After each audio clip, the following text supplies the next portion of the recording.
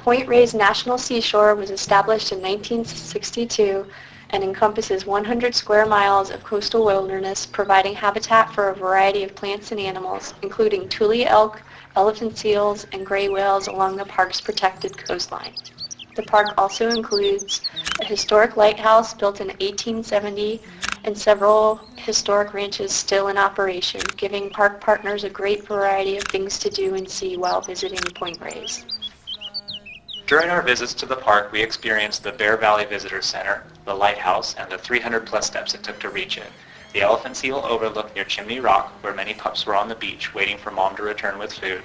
We also walked through the Kule Loklo exhibit, which is an outdoor replica of a Coast Miwok Indian village. On our final visit, we took a hike out to Tamales Point, where we were lucky enough to see a herd of tule elk, which were reintroduced in the late 70s. Two of the interviews we conducted during our visit were with John Deloso, the Chief of Interpretation and Resource Education. Professor who found a new species to science. It's a fungus gnat. Okay, maybe not headline news, I know, but... And David Samuels, a volunteer docent. I went to San Francisco State. Oh, really? Yeah. That's awesome. I was there 66 through 69. Wow. Different times.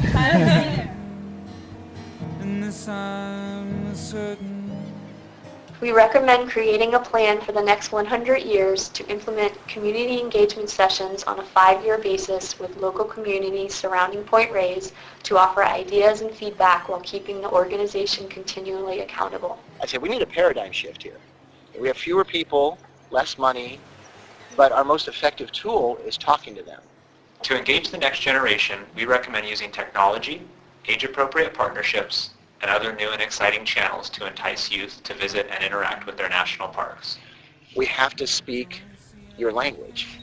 And it's really simple to say, well, you know, we've always done interpretation this way, but for me it's always been to speak that language and to hook in that user group and, you know, get them really excited. You know, our recommendations include using technology in teaching and learning, such as GPS mapping for children. And one of the things we did there was GPS mapping. So they have little GPS units, which I think now you can get on a smartphone. Yeah. We went out and walked around the campus and went, okay, there's a stand of birch, let's click that in. And then there was a program that they could go back to the computer lab and make a map and put icons for those different trees or whatever in there. And they seem to like that, but it's... Engaging through apps such as Instagram, Foursquare, and iNaturalist, and partnering with companies such as Disney and Nickelodeon to attract youth.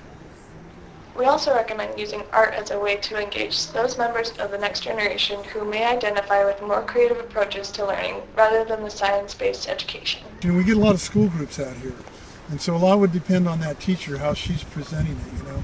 If it's a lot of academic stuff, and you're going to go out, this is more school. If it's come out and maybe artwork, that kind of thing.